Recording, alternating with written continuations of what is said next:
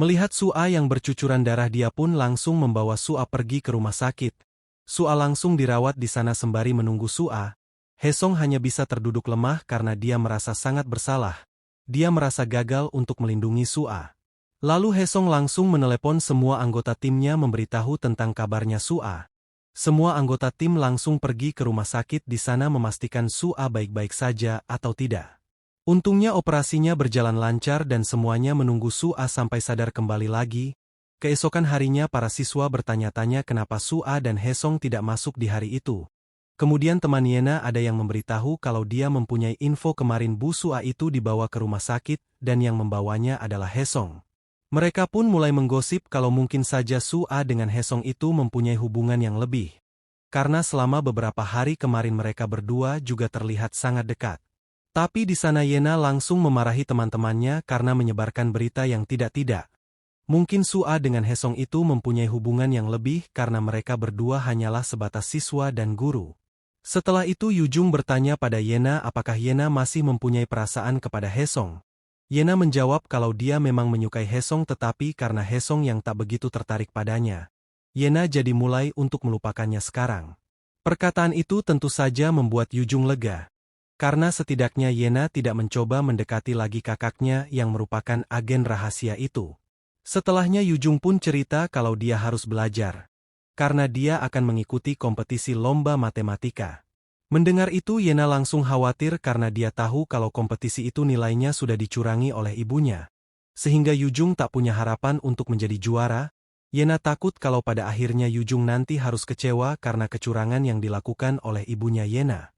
Di rumah sakit setelah menunggu beberapa lama Sua akhirnya sadar juga. Itu membuat Hesong lega. Di situ Sua memberitahu kalau dia mencurigai adanya keterlibatan Pak Li dalam mencurangi sistem nilai di sekolah. Tak lama kemudian Hayong juga menelepon Hesong dan memberitahu kalau sidik jari pencuri yang mencuri di rumahnya Hesong dan menusuk Sua itu adalah sidik jarinya Pak Li. Hesong pun kembali ke rumahnya dan menyadari kalau alasan pencuri itu ada di sana adalah untuk mencuri buku catatan harian milik ayahnya Hesong. Lalu terlihat Pak Li yang menemui Myongju untuk melaporkan misinya. Kemarin, ternyata benar dia adalah pencurinya. Jadi alasan kenapa Pak Li kemarin itu mau disuruh Myongju untuk mengambil buku catatan milik Hesong karena seperti yang dikatakan oleh Sua ternyata selama ini Pak Li adalah dalang yang mencurangi semua sistem nilai. Dan dia tak mau melakukan itu lagi karena dia tahu itu salah. Satu-satunya cara supaya Pak Li berhenti melakukan kecurangan sistem nilai itu dia harus mau menerima perintahnya Myongju untuk mencuri buku catatan milik Hesong. Tetapi sialnya di sana dia malah bertemu dengan Sua dan secara tak sengaja menusuk Sua.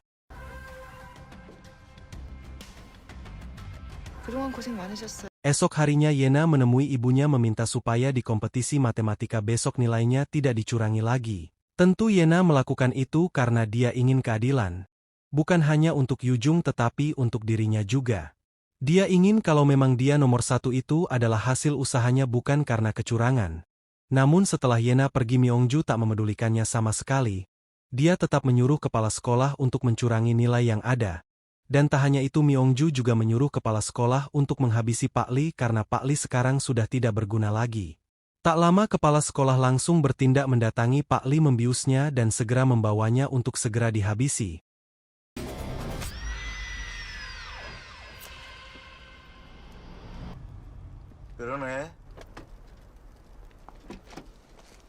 Namun semua tindakan itu ketahuan oleh Mijong dan Hyong yang ternyata seharian ini sudah mengikuti Pak Li. Tapi saat melihat kalau kepala sekolah itu membawa banyak sekali anak buah, mereka berdua jadi ketakutan. Mijong pun memperingatkan kalau mereka berdua tidak bertindak bisa-bisa mereka terlambat, dan nyawanya Pak Li akan menghilang. Akhirnya mau tidak mau mereka berdua pun melawan semua anak buahnya kepala sekolah. Tetapi sialnya mereka kalah dan akhirnya harus ditangkap juga.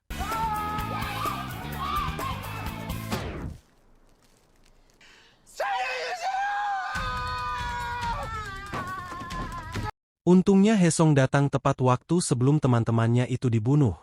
Hesong langsung membrutal menghajar semua anak-anak buahnya kepala sekolah. Dan kepala sekolah juga.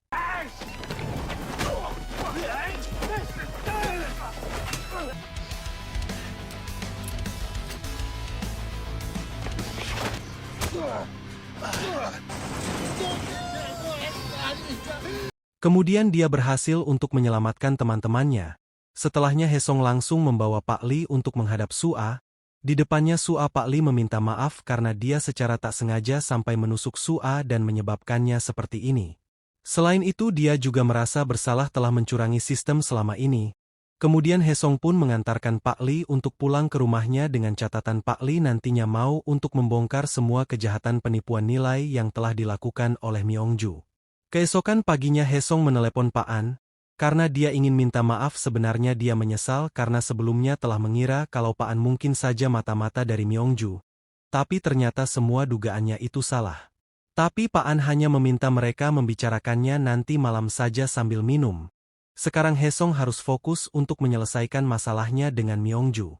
Hari itu Hesong pun memberanikan dirinya untuk mendatangi ruangan Myongju. Di situ Hesong menceritakan segalanya. Dia sudah tahu apa tujuannya dan kejahatan-kejahatan yang dilakukannya. Tetapi satu pertanyaannya Hesong, kenapa Myongju harus memerintahkan lewat Bin, dan Hesong dijadikan untuk menjadi mata-mata di sana demi menemukan emas? Kenapa tidak orang lain saja? Myongju pun tak menjawab apa-apa dan tak lama setelah itu muncul berita Pak Li yang mengungkap ke media tentang semua kecurangan sistem nilai yang telah dilakukan oleh sekolah Boeing Moon.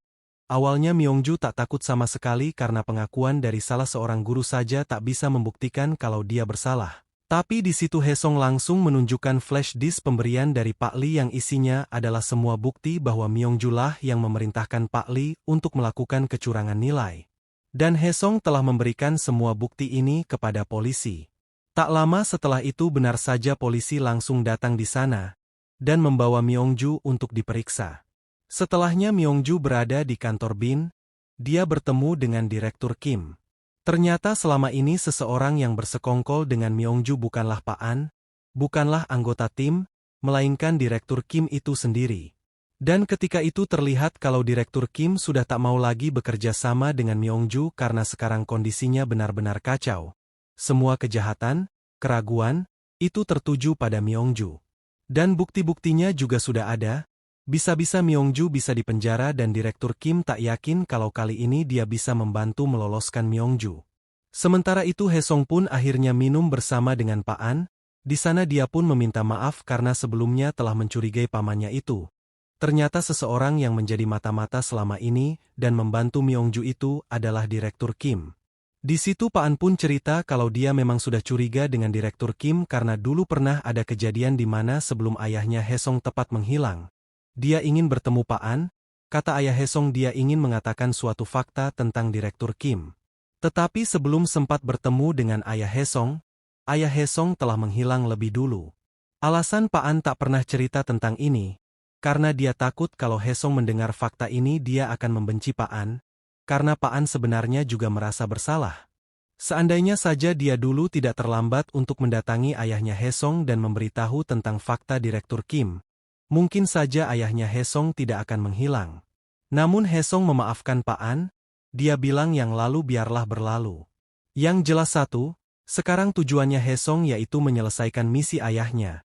Dia berjanji kalau dia akan menemukan emas di sekolah tersebut.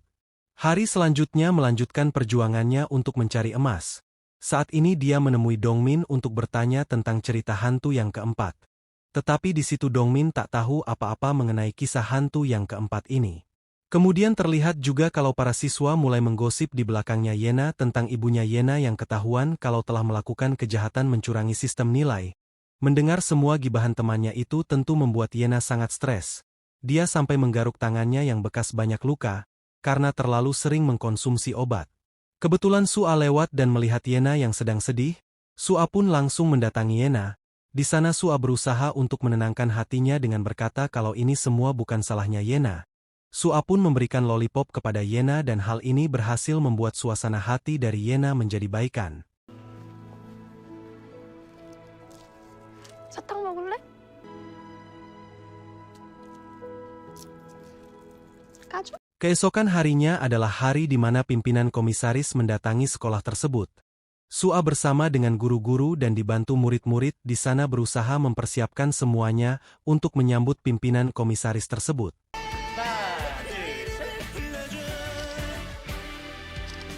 Para komisaris beserta rombongannya akhirnya tiba dan betapa terkagetnya Hesong dan juga Sua ketika mereka di sana melihat kalau Myongju masih ikut di dalam rombongan komisaris tersebut. Tentu Hesong bertanya-tanya bagaimana ceritanya Myongju bisa lolos dari semua dakwaan dan bukti yang telah dia berikan kepada kepolisian. 요새 우리 자주 보네요. 아.